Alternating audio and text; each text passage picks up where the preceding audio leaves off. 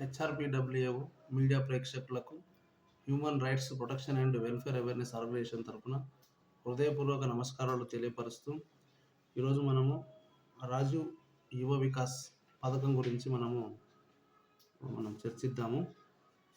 అయితే ఈ యొక్క రాజీవ్ వికాస్ అనే పథకానికి మన హైదరాబాద్ సిటీలో 63,029 దరఖాస్తులు వచ్చినాయి. ఇప్పటికీ మన 7వ తారీఖు వరకు చూసినట్లయితే, ఈరోజు 10వ తారీఖు, కానీ 7వ తారీఖు వరకు అన్ని దరఖాస్తులు వచ్చినాయి. అయితే ఈ యొక్క రాజీవ్ యువ వికాసానికి నిరుద్యోగ యువకుల నుంచి మంచి స్పందన వచ్చిందని చెప్పేసి తెలుస్తుంది మనకు. ఈ పథకాన్ని లబ్ధి పొందేందుకు మనకు సోమవారం వరకు చెప్పుకున్న మనము 63,029 దరఖాస్తులు వచ్చినాయని చెప్పేసి. ఎక్కడంటే ఇది మన హైదరాబాద్ డిస్టిక్లో. ఇక వచ్చేసి ఎస్సీ ఎస్టీ బీసీ మైనారిటీ కార్పొరేషన్ల కింద ఈ యొక్క దరఖాస్తులు వచ్చినట్లు అధికారులు తెలపడం జరిగింది. అయితే పోయిన నెల 17వ తారీఖు నుంచి ఈ దరఖాస్తులు స్వీకరించడం ప్రారంభం జరిగిందన్న సంగతి మనందరికీ తెలిసిన విషయమే. అయితే ఈ యొక్క పథకం గురించి మనం చూసినట్లయితే 50,000 యూనిట్కు, అంటే 50,000 కనుక ఈ యొక్క పథకం కింద లబ్ధి పొందినట్లయితే ఇది మళ్ళీ తిరిగి చెల్లించేది లేదు. దీనికి 100% సబ్సిడీ ఉంది. ఇక 50,000 నుంచి 1,00,000 యూనిట్కు, 50,000 నుంచి ₹1,00,000 కనుక తీసుకున్నట్లయితే 90% సబ్సిడీ ఉంటుంది.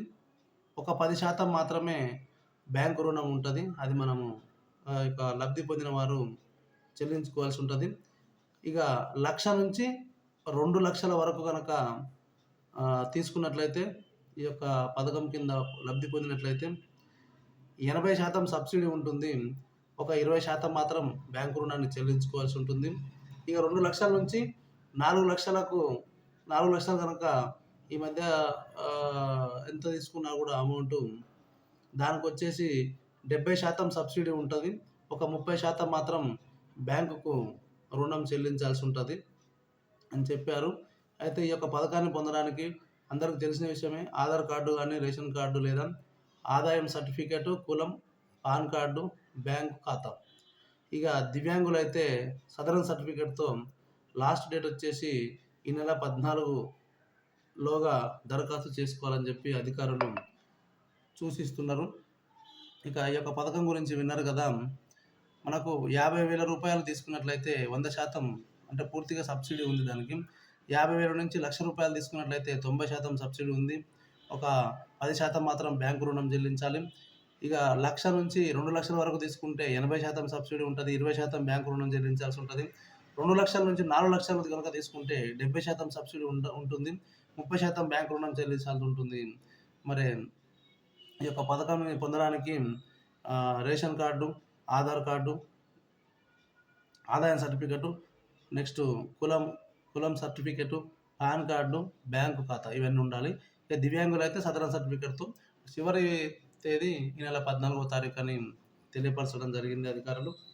కాబట్టి దీనికి ఎలిజిబుల్ అయిన ప్రతి ఒక్క నిరుద్యోగి ఈ యొక్క పథకానికి అప్లై చేసుకోవాలని చెప్పేసి, దరఖాస్తు చేసుకోవాలని చెప్పేసి, దీన్ని సద్వినియోగం చేసుకోవాలని, గవర్నమెంట్ ప్రవేశపెట్టినటువంటి పథకాన్ని సద్వినియోగం చేసుకోవాలని చెప్పేసి human rights protection and welfare awareness organisation తరఫున తెలంగాణ రాష్ట్ర నిరుద్యోగ యువత అందరికీ మేము మరొకసారి ఈ యొక్క విషయాన్ని గుర్తు చేస్తున్నాం.